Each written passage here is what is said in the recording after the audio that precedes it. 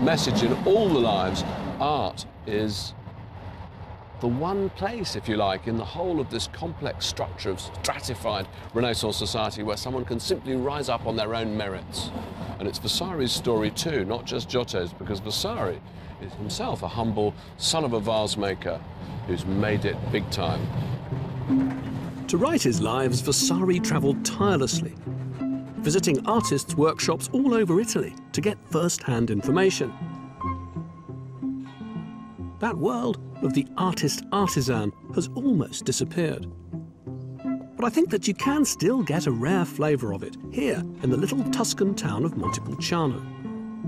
I've come to meet Cesare, who I think of as a kind of living relic. He's a modest coppersmith, but just like the painters and sculptors of the Renaissance, he's the embodiment of a whole craft tradition, and just the kind of man that Vasari would have visited to gather his oral history. Buongiorno. Buongiorno, Cesare. Buongiorno, buongiorno a voi. Benvenuti a Montepulciano. Bene. Che facciamo? Questo è il forno. Sì.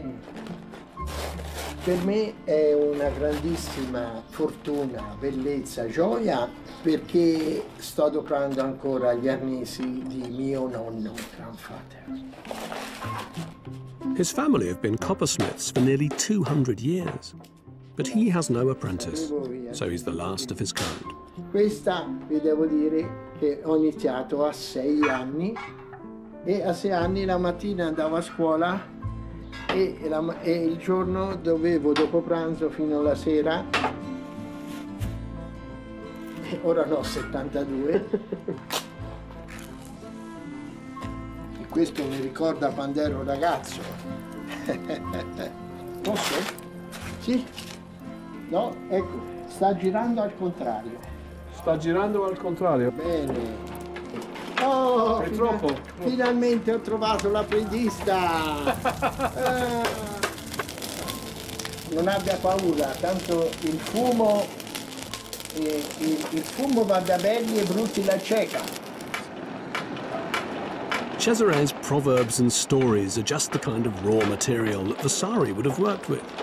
And he's even got his own version of Vasari's famous fable about Giotto's O, even if he's not quite as concise and the story isn't quite as grand. I think this is his Giotto's O.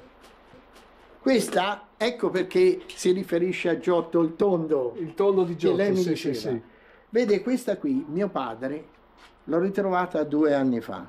La mia prima pentola fatta... La sua prima pezzo, sì. Quanti anni? Ma io ho trovato nascosta. Sì. Ho trovato tutta una parte nascosta in una buca qui nel mio laboratorio.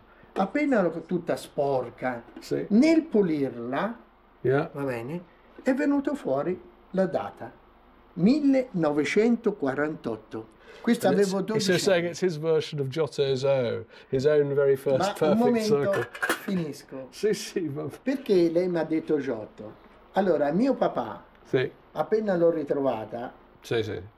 Ma mi aveva dato 8,5. Perché?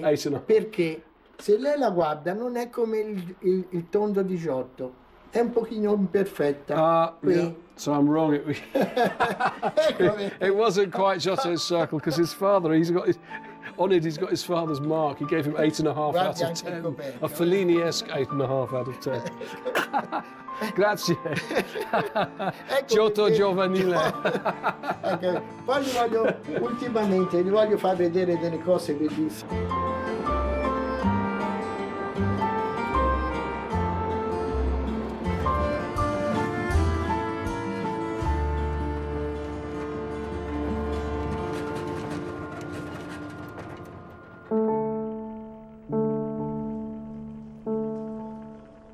Given the rambling mass of stories that he'd collected, one of Vasari's greatest challenges was structure.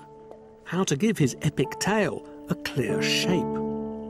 The second part of the lives, his Silver Age, lasts pretty much for the whole of the 15th century. It's very much a Florentine story, but Vasari, inspired by patterns of myth and the Bible, made it a universal tale. Giotto, the great prophet of Part 1, is now succeeded by 3 other geniuses, a holy trinity of art: Masaccio, Donatello, and Brunelleschi. Like him, they're described as miracle workers, each taking the Renaissance to yet greater heights. And no one has left a more visible mark on the Florentine skyline than the architect Filippo Brunelleschi. His dome for Florence Cathedral was completed in 1436 and is still considered a triumph of engineering.